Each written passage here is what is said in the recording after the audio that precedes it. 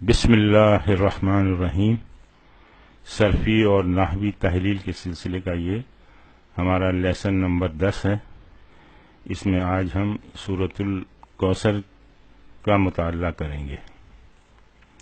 اس کی پہلی آیت ہے انا اعطیناک الکوثر۔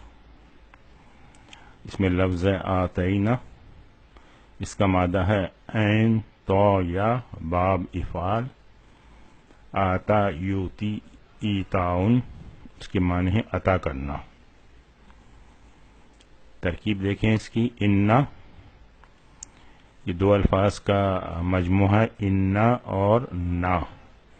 جب ان دونوں کو ساتھ ملایا تو اس میں ایک نون کو حذف کر دیا، تو اس میں انا ہے حرف مشبہ بالفعل یا حرف توکید و نصب، اور نا جو ہے اس میں اسم انا ہے، منصوب ہے۔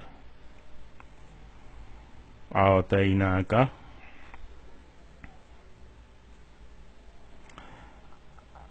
اس میں یہ اعطینا فعل ماضی ہے، مبنی ہے، اس کا فاعل جو ہے نحن ہے، اور یہ کا جو ہے یہ مفعول بہ منصوب ہے، یہ اس کا پہلا مفعول بہ ہے، اور یہ جملہ فعلیہ یہ خبر بن رہی ہے انا کی۔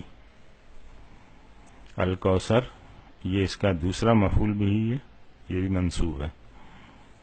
الکوثر کے کئی اقوال ہیں، یعنی کئی معنی ہیں، کئی قول ہیں اس کے۔ پہلا ہے جنت کی نہر اور حوض۔ اس کے علاوہ قرآن و حدیث، خیر کثیر اور بعظمت، ان سب کو الکوثر کہتے ہیں۔ اب اس کا ترجمہ ہوگا تحقیق، یہ یقیناً ہم نے آپ کو کوثر عطا کی۔ دوسری آیت ہے فصلی لربک وانحر۔ اس میں یہ لفظ ہے صلی، اس کا مادہ ہے صاد لام واو باب تفعیل، صلی یصلی تسلیۃ، اس کے معنی ہے نماز پڑھنا۔ انہر مادہ ہے نون ہارا با فتح، نہرا ینہرو نہرن، معنی ہے قربانی کرنا۔ فصلی اس کی ترکیب دیکھتے ہیں، فا سببیہ ہے اور صلی فعل امر مبنی، اس کا فاعل انتا۔ لربک، لربی جار و مجرور متعلق فعل ہے، اور ربی جو ہے وہ مضاف ہے اور کا مضاف الیہ ہے۔ یہاں پہ یہ لام جو ہے یہ تملیک کا ہے، یعنی ملکیت والا لام ہے۔ گویا نماز پڑھنا جو ہے وہ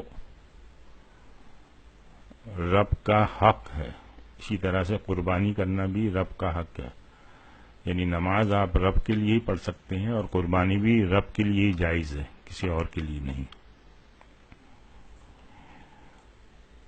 وانحر یہ واو حرف عطف ہے، اور یہ انہر جو ہے وہ معطوف علی صلی ہے۔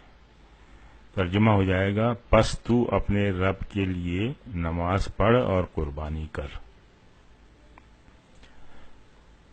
تیسری آیت ہے انا شانیک هو الابتر۔ اس میں یہ لفظ ہے الابتر، اس کا مادہ ہے با تارا باب نصرہ، بترا یبترو بطرن، اس کے معنی ہے اللہ کا کسی کو بے اولاد کرنا۔ اس کی ترکیب دیکھیں، انا حرف توکید و نصب یا حرف مشبہ بالفعل، شانیہ کا شانیہ اس میں انا ہے منصوب، اور یہ مضاف بھی ہے ساتھ ساتھ، کا جو ہے ضمیر متصل ہے مضاف الیہ مجرور۔